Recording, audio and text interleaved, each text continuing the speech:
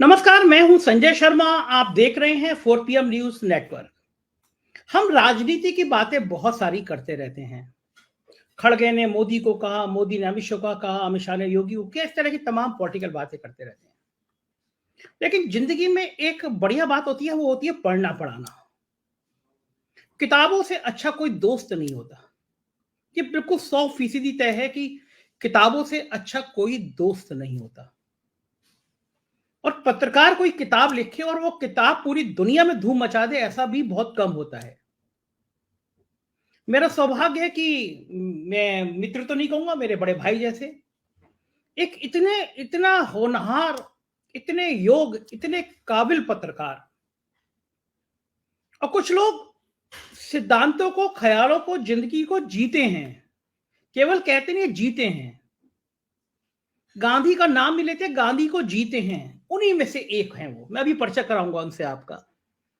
गांधी जी के आश्रम पर 5 स्टार महल की तरह बनाने की तैयारी हुई तो ये पत्रकार पहुंच गए वहां पे, उसके आगे धरना दे दिया, पुलिस ने गिरफ्तार कर लिया। गवर्नर कश्मीर ने गांधी जी के बारे में अमर्यादित टिप्पणी करी तो अदालत तक पहुंच गए, नोटिस जारी करा दिया गवर्नर मनोज सिन्हा को। और फिर एक किताब लिखी उन्होंने, सिंधिया घराने के इतिहास को लेकर किताब की, और उस किताब ने भारत भर में धूम मचा दी। सिंधिया का इतिहास, सिंधिया घराने का इतिहास हमेशा सुर्खियों में रहा है। कुछ सकारात्मक लोग बात करते हैं, कुछ नकारात्मक बात करते हैं, लेकिन मध्य प्रदेश में आप जाएंगे तो सिंधिया का जिक्र जरूर होगा। मैं मध्य प्रदेश में उनके घर गया, उनके परिवार से मिला और इतना आत्मीय अनुभव हुआ मुझे, तब मैंने उस किताब के विस्तार में जाना।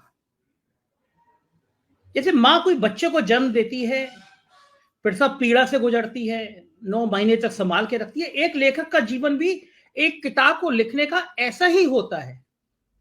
महीनों तक एक एक शब्द को, एक एक लाइन को वो जीता है, सचोता है, लिखता है।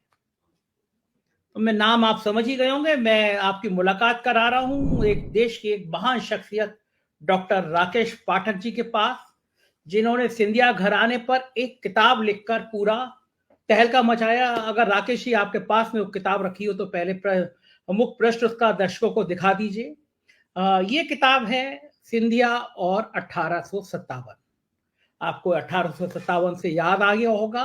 और सिंधिया के घराने का इस लड़ाई में, आजादी की लड़ाई में, आजादी के बाद में क्या इतिहास रहा और क्यों इतिहास उनको याद करता है। एक एक शब्द इस किताब का ऐसा है कि अगर आप पढ़ना शुरू करेंगे तो पढ़ते ही रह जाएंगे। और मैं हैरान, डॉक्टर राकेश पाठक जी इतने व्यस्त रहते हैं और बड़ा अच्छा परिवार है। इनकी पत्नी भी एक IAS अफसर हैं। दोनों लोग बहुत व्यस्त रहते हैं और दोनों लोग वैचारिक स्तर पर इतने मजबूत हैं, एक दूसरे के साथ इतना अच्छा सामंजस्य है। तो एक ब्यूरोक्रेट और एक लेखक के घर में एक लेखक इतनी शानदार किताब कैसे लिख सकता है, ये आज राकेश जी से पूछते हैं। राकेश जी, मेरा सौभाग्य है कि आज मैं इस किताब पे आपके जिक्र आपसे बात कर पा रहा हूँ। इस किताब को लिखने की प्रेरणा कब मिली, यहां से मैं अपनी बात शुरू करना चाहता हूँ। क्यों आपके दिमाग में आया कि सिंधिया के ऊपर एक किताब लिखनी है? संजय जी, बहुत शुक्रिया। इस मेरी मामूली सी किताब पर बात करने के लिए आपने मुझे ये मंच अपना दिया है। दरअसल में हम लोग ग्वालियर के रहने वाले हैं। मैं भिंड में पैदा हुआ, ग्वालियर में पला बढ़ा। सिंधिया राजघराना ग्वालियर चंबल अंचल का बहुत प्रतिष्ठित घराना है और न केवल ग्वालियर चंबल का बल्कि पूरे देश में सिंधिया घराने की एक अपनी अलग साख है। सिंधिया राजघराना एक ऐसा राजघराना है जिसकी भूमिका आजादी से पहले भी बहुत महत्वपूर्ण थी और देश की आजादी के बाद भी। लेकिन जब भी सिंधिया घराने की बात होती है, सिंधिया राजवंश की बात होती है, तो हमारे देश की आजादी की जो पहली लड़ाई है 1857 की क्रांति, उसमें तत्कालीन जो महाराज थे जयाजीराव सिंधिया, उनकी भूमिका को लेकर कई तरह के प्रश्न खड़े होते रहते हैं। मैं इतिहास का भी विद्यार्थी हूं, मुझे लगा इसकी पड़ताल करना चाहिए। खास तौर से जब जब सिंधिया घराने के किसी व्यक्ति ने कोई दल बदल किया, यानी 1967 में राजमाता विजयराजे सिंधिया ने कांग्रेस छोड़ी, जनसंघ में गई। उसके बाद अभी 2020 में ज्योतिरादित्य सिंधिया ने कांग्रेस छोड़ी, भारतीय जनता पार्टी में गए। जब भी ऐसा कोई अवसर आता है, लोग हमेशा सुभद्रा कुमारी चौहान की कविता की वो पंक्तियां दोहराने लगते हैं। अंग्रेजों के मित्र सिंधिया ने छोड़ी राजधानी थी, लंबी कविता है, लेकिन उस कविता में से इस एक पंक्ति को हमेशा सिंधिया राजघराने के ऊपर थोप दिया जाता है। और विडंबना संजय जी ये है कि जब सिंधिया परिवार का कोई व्यक्ति इस पार्टी में होता है तो दूसरी पार्टी वाले ये कविता सुनाते हैं, जब सिंधिया घराने का व्यक्ति उस पार्टी में पहुंच जाता है तो इस पार्टी के लोग ये कविता दोहराने लगते हैं। ये विडंबना सिंधिया परिवार की है।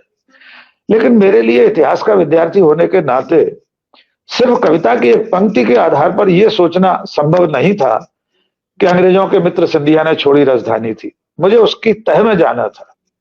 मुझे लगा यह सही अवसर है कि इसकी पूरी पड़ताल करूं। तो मैंने सिंधिया घराने का इतिहास पढ़ना शुरू किया, तमाम दुर्लभ गजेटियर्स हासिल किए। यहाँ वहां से मेरे गुरु हैं इतिहास के प्रोफेसर एम डी मिश्र, जिन्होंने मुझे इतिहास दृष्टि दी। तो मैंने जब सारी सामग्री इकट्ठा की और उसे पढ़ना शुरू किया तो मुझे लगा कि ये आज की नई पीढ़ी के लिए जानना बहुत जरूरी है कि वाकई में उस वक्त घटनाक्रम क्या था। झांसी की रानी लक्ष्मीबाई कैसे झांसी से चलकर पलायन करके अंग्रेजों से लड़ते लड़ते ग्वालियर पहुंची, कैसे जयाजी राव सिंधिया उनके खिलाफ तोपें चलाने के लिए पहुंचे, वो कौन सी परिस्थितियां थी जिसमें लक्ष्मीबाई लड़ने को विवश हुई। और उससे पहले झांसी का जो नेवालकर राजवंश है, यानी महारानी लक्ष्मीबाई का राज परिवार, जहां वो ब्याह कर आई थी, वो नेवालकर वंश कहलाता है। उसका और ग्वालियर के सिंधिया राजवंश का आपसी रिश्ता क्या था। एक सदी से दोनों लोग आपस में एक दूसरे को शहमात का खेल खेल रहे थे। इन सब चीजों को मैंने एक क्रम देने की कोशिश की। मेरी किताब में सिर्फ 1857 की बात नहीं है। सिंधिया राजवंश का उद्भव जहां से हुआ वहां से बात शुरू करके महाराष्ट्र में पुणे के पास से, और महाजी सिंधिया जैसे महान पराक्रमी राजा का जिक्र भी है। उन्होंने जितने युद्ध लड़े अंग्रेजों के खिलाफ, महाजी सिंधिया तो इतने पराक्रमी थे कि जो मुगल बादशाह था शाह आलम, वो उन पर आश्रित था। दो दो बार शाह आलम को महाजी सिंधिया ने तख्त पर बिठाला, उनकी मदद से शाह आलम तख्त पर बैठ पाया। तो ये सब चीजें मैंने एक क्रम से रख के फिर मैं 1857 पर पहुंचा, और वो चीज प्रमाणों के आधार पर दस्तावेजी प्रमाण से सिद्ध हुई कि जयाजी राव सिंधिया ने जब महारानी लक्ष्मीबाई ग्वालियर पहुंची, पेशवा राव साहब, महारानी लक्ष्मीबाई और तात्या टोपे इस उम्मीद में ग्वालियर की सरहद पर पहुंचे कि जयाजी राव सिंधिया उनकी मदद करेंगे, क्रांति में साथ देंगे कि तो अंग्रेजों को हम मार भगा पाएंगे। लेकिन जयाजी राव सिंधिया ने मदद करने के बजाय उनके खिलाफ ही युद्ध छिड़ दिया। ग्वालियर की सीमा पर जब राव साहब, तात्या टोपे, लक्ष्मीबाई पहुंची तो जयाजी राव सिंधिया खुद घोड़े पर सवार होकर लड़ने के लिए वहां पहुंचे, और उन्होंने अपने हाथ से तोप के गोले दागे थे लक्ष्मीबाई पर। तो ये निष्कर्ष मैंने प्रमाणों के आधार पर प्रस्तुत किया है किताब में। मैंने अपनी तरफ से कोई बात थोपी नहीं है, मैंने अपनी तरफ से कोई ऐसा निष्कर्ष नहीं निकाला। विनायक दामोदर सावरकर अगर लिख रहे हैं कि सिंधिया गद्दार था, तो कोट अनकोट इन्वर्टेड कॉमा में सावरकर के शब्दों में लिख दिया है मैंने। जी संजय जी, तो मेरी किताब लिखने की जो आपने प्रेरणा, मुझे लगा कि नई पीढ़ी को मालूम होना चाहिए ऐतिहासिक तथ्य, और पहले से जो सिद्ध तथ्य हैं उनको सिर्फ परोस दिया एक साथ रख के। राकेश जी, मैं इस किताब की बहुत डिटेल इसलिए नहीं पूछूंगा क्योंकि मैं चाहूंगा कि अभी पहले तो मैं ये सवाल करूंगा आपसे कि ये पब्लिकेशन कहाँ है और क्या अमेज़न पे उपलब्ध है किताब? जी संजय जी, बड़ी दिलचस्प बात है ये। जब ये किताब मैंने लिख ली पूरी, और देश के बड़े जाने माने इतिहासविद अशोक पांडे ने उसकी भूमिका लिखी है, तो हम लोगों ने प्रकाशकों से संपर्क किया। स्वाभाविक तौर पर मैं कोई ऐसा नामचीन लेखक तो हूं नहीं, मैं तो इतिहास का साधारण विद्यार्थी और बहुत ही साधारण पत्रकार हूं। संजय जी, कई बड़े बड़े प्रकाशक महीनों तक इस किताब को रखे रहे, कोई उत्तर नहीं दिया, बात होती रही। फिर अंत में ज्यादातर ने इस पुस्तक को छापने से विनम्रतापूर्वक इनकार कर दिया। हो सकता है इसके पीछे वजह यह हो कि जिस सिंधिया राजवंश के बारे में ये किताब है उसके एक नुमाइंदे केंद्र में सत्ता में है, केंद्र में मंत्री हैं, तो कोई दिक्कत नहीं, ये उनका विवेकाधिकार है, कौन सी किताब छापे कौन सी नहीं छापे। आखिर में सेतु प्रकाशन समूह जो है नोएडा, बहुत अच्छा प्रकाशक है। उस सेतु प्रकाशन समूह ने मेरी पांडुलिपि को स्वीकार किया और अपने संपादकीय मंडल से उसको जांच परख करने के बाद इस निर्णय पर पहुंचे कि इस किताब को हम छापेंगे। तो सेतु प्रकाशन से ये किताब आई है। सेतु प्रकाशन समूह का जो ऑनलाइन जो उनका वेबसाइट है, वहां से भी इसको बुक करके मंगा सकते हैं। अमेजन पर तो है ही, अमेजन पर भी बिक रही है, और आप लोगों की दुआओं से किताब ठीक ठाक लोग पढ़ रहे हैं, ठीक ठाक बिक रही है। और जो भी कमी दोषी है मैं उसका स्वागत करता हूं। मैं तो सबसे कहता हूं जो कमियां उसमें रह गई हैं वो जरूर बताएं।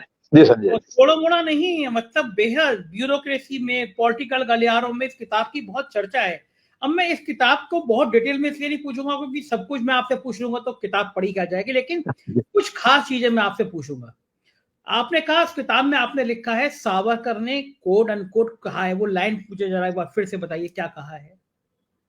देखिए, सावरकर की पंक्तियां तो मुझे इस किताब में आपको फिर से पढ़ना पड़ेगी, लेकिन इसके बहाने से मैं आपको ये बताता हूं कि सावरकर वो पहले व्यक्ति थे जिन्होंने 1857 की क्रांति पर किताब लिखी थी।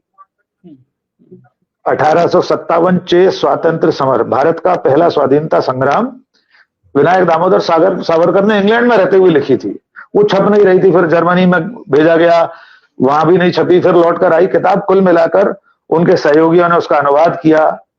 भारत में अंग्रेजों ने उस वक्त इस किताब को प्रतिबंधित कर दिया था, तो वो दबे छुपे में किताब यहां चलती थी। लेकिन 1857 की क्रांति को भारत का स्वतंत्रता संग्राम कहने वाले पहले व्यक्ति थे कार्ल मार्क्स। जी हाँ संजय जी, कार्ल मार्क्स पहले व्यक्ति थे जिन्होंने भारत के उस लड़ाई को, जिसको अंग्रेज सिर्फ सिपाही विद्रोह कहते थे कि सिपाहियों ने कोई बगावत कर दी, ये कोई आजादी की लड़ाई नहीं है, स्वतंत्रता संग्राम नहीं है। लेकिन कार्ल मार्क्स उस वक्त इंग्लैंड में रहते थे और अमेरिका के एक अखबार के लिए लेख लिखा करते थे। उन्होंने ब्रिटिश पार्लियामेंट में जो रिपोर्ट्स जाती थी यहां से, भारत सरकार से, उनका अध्ययन करके लेख लिखा करते थे। उसमें उन्होंने सबसे पहले लिखा था मार्क्स ने कि ये भारत का स्वतंत्रता संग्राम है। फिर सावरकर की किताब उसके बाद आई। कार्ल मार्क्स तो उसी समय लिख रहे थे, 1857 1858 में। सावरकर ने 1907 में किताब लिखी।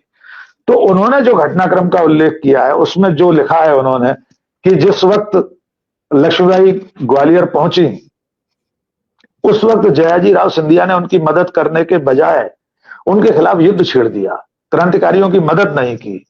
तो सावरकर ने लिखा है कि अब देश देखे कि महाजी सिंधिया जैसे पराक्रमी का कितना रक्त इस फिरंगी भक्त जयाजी राव के भीतर है। फिरंगी भक्त लिखा है सावरकर ने। फिर आगे उन्होंने गद्दार लिखा है, कायर लिखा है, और लिखा है कि वो इस तरह से क्रांतिकारियों के हाथों से हार कर और आगरा पलायन कर गए। और संजय जी, बड़े आश्चर्य की बात यह है, एक बड़ा दिलचस्प मामला आपसे साझा करना चाहता हूं कि जिस दिन मेरी किताब का विमोचन था भोपाल में 28 अक्टूबर को, मैंने उस दिन विमोचन समारोह में ये बता दिया था, ये आशंका जाहिर की थी कि इस किताब में एक बहुत महत्वपूर्ण जानकारी साझा मैंने की, मेरी भूमिका में है वो। ये इस पेज पर भारत सरकार की एक वेबसाइट है, आजादी का Amrit Mahotsav. Government of India की वेबसाइट पर, उनके पोर्टल पर आजादी का अमृत महोत्सव वाले खंड में जहां ग्वालियर का जिक्र है वहां ये सब लिखा हुआ है। और ये लिखा हुआ है कि जयाजी राव सिंधिया ने अंग्रेजों की मदद की, उसके कारण लक्ष्मीबाई शहीद हुई, वीरगति को प्राप्त हुई। मैंने अपने भाषण में आशंका जाहिर की थी कि इस किताब के सामने आने के बाद कोई ना कोई व्यक्ति सरकारी वेबसाइट से यह सामग्री हटवा देगा। संजय जी, 48 घंटे में मेरी किताब के विमोचन के बाद जैसे ये बात सामने आई, कांग्रेस की जो मीडिया सोशल मीडिया सेल की चेयरपर्सन है सुप्रिया श्रीनेत, उन्होंने ट्वीट कर दिया मेरे से, ये तो पब्लिक डोमेन में है किताब। उसके बाद 48 घंटे में गवर्नमेंट ऑफ इंडिया की वेबसाइट से वो सामग्री हट गई। लेकिन मजेदार बात यह है संजय जी कि जो बीजेपी की, भारतीय जनता पार्टी की ई लाइब्रेरी है, उस ई लाइब्रेरी में तो सावरकर की किताब रखी हुई है और सावरकर ने तो गद्दार लिखा है। और सबसे दिलचस्प बात यह है कि जो सिंधिया राजघराने के गजेटियर्स हैं, जो 100 साल पुराने गजेटियर हैं, एक 1920 का गजेटियर है, एक 1905 का गजेटियर है, उनमें लिखा हुआ है कि महाराज जयाजी राव सिंधिया लड़ने गए लक्ष्मीबाई से और पराजित होने के बाद आगरा चले गए। तो सरकारी वेबसाइट से हटा देने मात्र से इतिहास मिट नहीं जाएगा। दुनिया भर में सैकड़ों किताबें लिखी जा चुकी हैं 1857 की क्रांति पर, और सब में उस दिन की घटना का जिक्र है। 1 जून 1858 को ग्वालियर में मुरार में जो युद्ध हुआ तात्या टोपे, राव साहब और लक्ष्मीबाई के साथ, उसमें जयाजीराव सिंधिया की पराजय हुई और वे अंग्रेजों के साथ आगरा चले गए। मेरा बहुत स्पष्ट अभिमत यह है संजय जी कि इतिहास को मिटाया ही नहीं जा सकता। इतिहास तो इतिहास होता है और उसके लिए वर्तमान पीढ़ी उत्तरदायी नहीं होती। मैंने अपनी किताब में अपनी भूमिका में भी लिखा है, अंतिम निष्कर्ष में भी लिखा है कि आज हमारी जो पीढ़ी है वो अपने पुरखों के किसी काम के लिए जिम्मेदार नहीं है। लेकिन अगर आप अपने पुरखों की उपलब्धियों का गौरवगान करेंगे, अगर आप महादजी सिंधिया के पराक्रम का उल्लेख करेंगे, उसका तमगा लगाएंगे, तो फिर 1857 की क्रांति में जयाजीराव सिंधिया की असफलता या उनके अंग्रेजों का साथ देने का दाग कौन ढोएगा? उसके लिए कोई दूसरा व्यक्ति तो नहीं आएगा, वो भी तो आपको ही सहना पड़ेगा। तो मेरी किताब तटस्थ भाव से लिखी गई है और सिर्फ ऐतिहासिक तथ्यों को उनमें मैंने रेफरेंस दिया है। मेरी किताब में हर पेज पर नीचे फुटनोट मिलेगा कि किस विंसेंट स्मिथ की किताब में फलाने पेज पर ये है, सावरकर की किताब में फलाने पेज पर ये लिखा है, गजेटियर में सीई लोअर्ड का गजेटियर है, सिंधिया रियासत का जो गजेटेड ऑफिसर था, गजेट ऑफिसर था, और वो गजेटियर तो माधव महाराज प्रथम, ये माधवराव सिंधिया नहीं, ज्योतिरादित्य के पिताजी नहीं, उनसे पहले वाले माधव महाराज प्रथम, उनको समर्पित किया गया गजेटियर है। उसमें लिखा हुआ है जयाजीराव आगरा चले गए लक्ष्मीबाई से लड़ने और पराजित होने के बाद। तो इतिहास में जो तथ्य सिद्ध हैं उन्हें तो कोई नहीं बैठा सकता है। जी संजय जी। आटे जी, मैं ये पूछना चाहूंगा कि सावरकर ने एक तरह से सिंधिया के सिंधिया को गद्दार कहा और प्रधानमंत्री जी ने उनके वंशज को अपना दामाद कहा। तो ये जो सिलसिला है, क्योंकि सावरकर तो उनके लिए गॉडफादर है, सावरकर पे सुनी, तो सावरकर जिन गद्दार जिस वंशज को कह रहे हैं, उस वंशज का एक अगली पीढ़ी का आदमी को मोदी जी दामाद कह रहे हैं। संजय जी, मैंने जैसा कि अभी अभी कहा, ज्योतिरादित्य सिंधिया अपने किसी पूर्वज के किसी कृत्य के लिए उत्तरदायी नहीं है। ठीक बात। वे अपने वर्तमान में किए गए कामकाज के लिए उत्तरदायी हैं।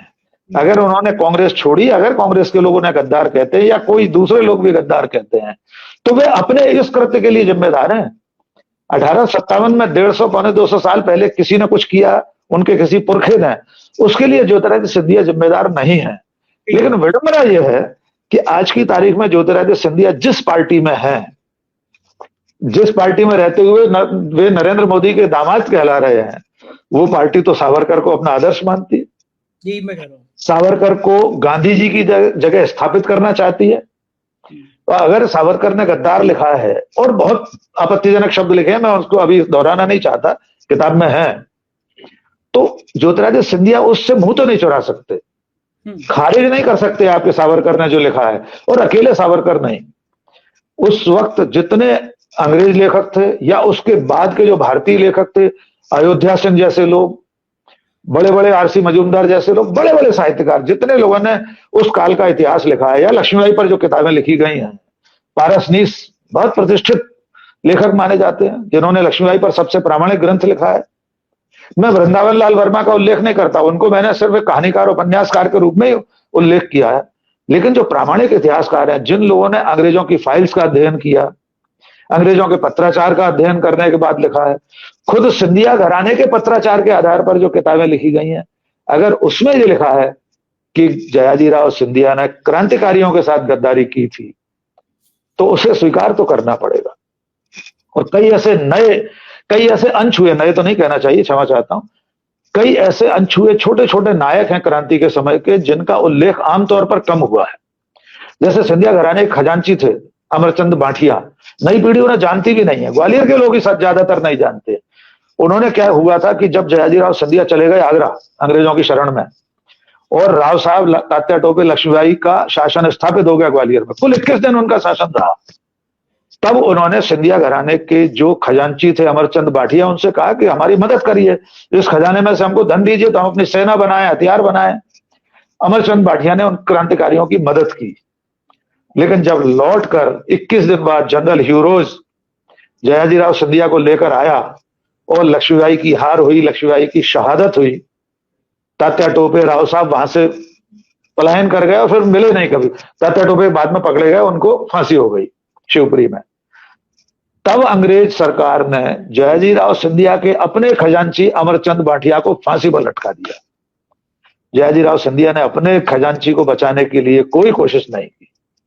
वे चाहते तो उन्हें बचा सकते थे। इसी तरह एक शहजादा फिरोज शाह, जो मुगल सल्तनत की परंपरा से ही आता था, मुगल राजघराने का ही था, वो युवा जो क्रांति के समय मक्का में था, जब उसको लगा कि देश में आजादी की लड़ाई चल रही है, 28 साल का शहजादा फिरोज शाह, वो ग्वालियर आया क्रांतिकारियों के साथ, वो लड़ा।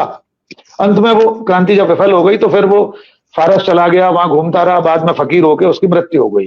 तो मैंने अंत में जो परिशिष्ट अलग से दिया है, ऐसे जो अनसंग हीरोज हैं, अनजाने नायक हैं छोटे छोटे, उन सब के बारे में भी जानकारी मैंने दी है इस किताब में। जी संजय जी। राकेश जी, इतना ज्यादा चर्चा में शायद इतिहास पे लिखी कोई किताब बहुत दुर्लभ होगी जो इतना ज्यादा हड़कंप मचा दे। पूरे चुनाव में उस किताब की चर्चा रही। एक बार बताइए कि क्या ज्योतिरादित्य सिंधिया की तरफ से कोई कमेंट, कोई टिप्पणी आई थी? नहीं, देखिए, ज्योतिरादित्य सिंधिया सीधे मुझसे तो कुछ कोई संपर्क उन्होंने नहीं किया, और हमारे ग्वालियर के हैं, मेरे बड़े उनसे आत्मीय संबंध हमेशा से रहे, और मेरी तरफ से आज भी मैं बहुत स्पष्ट कह रहा हूं, किताब लिखने के पीछे कोई मंशा कुमंशा नहीं थी। सिर्फ एक ऐतिहासिक घटना की पड़ताल थी कि वाकई में 1857 की क्रांति में क्या था। संजय जी, आप इस किताब को पढ़ेंगे तो एक और बात आपको चौंक आएगी, यद्यपि वो कोई छुपी हुई बात नहीं है।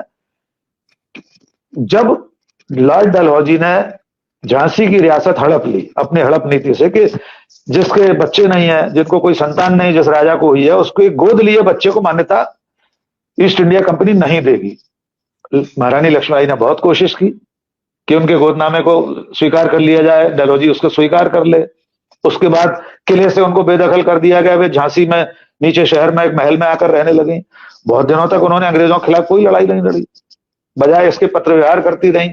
जब क्रांतिकारियों ने अंग्रेजों को नरसंहार कर दिया झांसी में, एक जोखनबाग हत्याकांड हुआ, उसका उल्लेख है उसमें, बहुत निर्मम हत्याकांड था, तब भी महारानी लक्ष्मीबाई अंग्रेजों को यह कहती रही कि मेरा इसमें कोई योगदान नहीं है, मैं तो आपके साथ हूं, मैं तो ब्रिटिश हुकूमत की तरफ से ही राजकाज चलाने के लिए तत्पर हूं। लेकिन अंत में वे क्रांति में कूदी जब सचमुच में उनको लगा कि अब इसके अलावा कोई चारा नहीं है। तो एक तथ्य यह भी है ना कि अगर ईस्ट इंडिया कंपनी उस गोदनामे को स्वीकार कर लेती तो हो सकता है महारानी लक्ष्मीबाई भी क्रांति में नहीं कूदती, पर जब अवसर आया तब तो क्रांति में कूदी ना। मनुष्य की असली परीक्षा यह है कि जब सचमुच में मौका सामने हो तब क्या करता है वो। जब आपको चुनाव करना है कि सत्य और असत्य के बीच में, तब आप किसके साथ खड़े हैं। और लक्ष्मीबाई ने जिस वीरता के साथ लड़ाई लड़ी उन्होंने ग्वालियर में, उस घटनाक्रम का 17, 18, 19 जून के घटनाक्रम का भी मैंने विस्तृत वर्णन किया है अलग अलग किताबों में। जो घटनाक्रम है कि किस तरह से लड़ाई हुई, किस तरह उनकी शहादत हुई, किसी ने कुछ और लिखा है, किसी ने कुछ और लिखा है, किसी ने कहा उनको गोली लगी, किसी ने कहा तलवार से सिर उनका कट गया, वगैरह वगैरह। और एक दिलचस्प बात इसमें यह है कि लक्ष्मीबाई की शहादत की तारीख आमतौर पर 18 जून मानी जाती है, लेकिन कुछ तथ्य ऐसे हैं जिसमें ब्रिटिश एक रेजिडेंट था मेजर मैकफरसन, वो अपनी डायरी लिखता था रोज। उसकी डायरी के आधार पर ऐसा लगता है कि 17 तारीख को एक दिन पहले वे शहीद हो गई हैं। किसी ने उसके अगले दिन लिखा है, तो मैंने एक अध्याय उस पर भी लिखा है, शहादत की तारीख पर संशय है, लेकिन आधिकारिक रूप से जो सरकारी कैलेंडरों में आती है वो शहादत की तारीख 18 जून ही मानी जाती है। तो इस तरह से कई छोटे छोटे अध्याय इसमें मिलेंगे जो नई पीढ़ी के लिए नई जानकारी के। एक आखिरी सवाल, ये किताब आपने ज्योतिरादित्य सिंधिया को भिजवाई?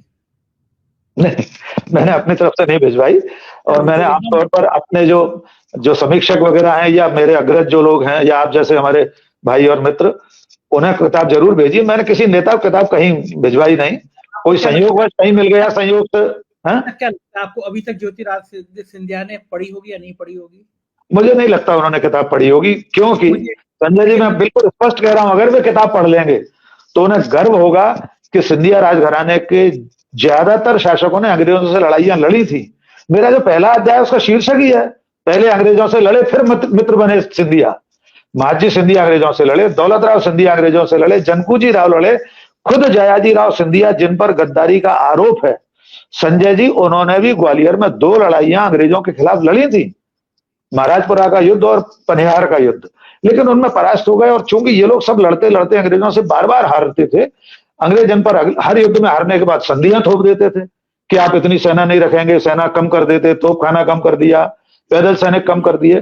तो अंततः ये अंग्रेजों से लड़ने के बाद नखदंत विहीन हो गए थे, इसलिए इनकी मजबूरी थी अंग्रेजों का साथ देना, पर लड़े थे। अगर ज्योतिरादित्य सिंधिया किताब पढ़ लेंगे तो बहुत सारी जानकारियां उन्हें भी नहीं होगी कि उनके राजघराने के कितने लोगों ने कितने युद्ध अंग्रेजों के साथ लड़े थे। चलिए, तो मुझे मालती यकीन सिंधिया है, का तो पूरा, क्योंकि मुझे यकीन है कि चूंकि 4PM देखती है बीजेपी की बहुत बड़ी टीम, तो ये संदेश पहुंचेगा उनको।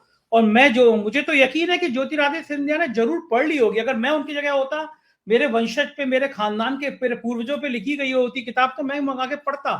और मैं उनकी जगह होता तो इस गौरवशाली परंपरा को जानकर इस किताब के माध्यम से सुबह सुबह आपके घर के बाहर एक गाड़ी रुकती और आपका किया के कहता कि ज्योतिरादित्य जी आए, आपके साथ चाय पीना चाहते हैं। अच्छा है, मुझे लगता है कि ये कामना जल्दी पूरी हो, ज्योतिरादित्य सिंधिया आपके घर आए, आपको बधाई दी। और एक लेखक का सम्मान ऐसे ही होता है कि जिसपे किताब लिखी है वो आए, लेकिन वो आए या नहीं आए, मुझे यकीन है कि किताब ने जितना देश भर में तहलका मचाया है, वो जरूर आपको एक दुआ देगा और एक अच्छे लेखक को और अच्छी किताबें लाने की प्रेरणा देगा। बहुत बहुत शुक्रिया डॉक्टर राकेश पाठक हमसे बात करने बहुत के लिए और धन्यवाद। इतनी शानदार किताब की यादें साझा करेंगे। Thank you. तो ये थे डॉक्टर राकेश पाठक। और मैंने आपसे कहा ना, एक बेहतरीन किताब पढ़ना जिंदगी के एक बहुत सुनहरे पन्ने को खोलना होता है। तो आप लोग अगर पढ़ने में जरा भी रुचि रखते हैं और नहीं भी रखते हैं तो रुचि रखिए, इस किताब को अमेजोन से मंगाइए, पढ़िए और अपनी राय जरूर कमेंट बॉक्स में बताइए। हम डॉक्टर राकेश पाठक को आपकी राय बताएंगे कि हमारे दर्शकों को यह किताब कैसी लगी। आप जरूर कमेंट करिएगा। शुक्रिया, थैंक यू।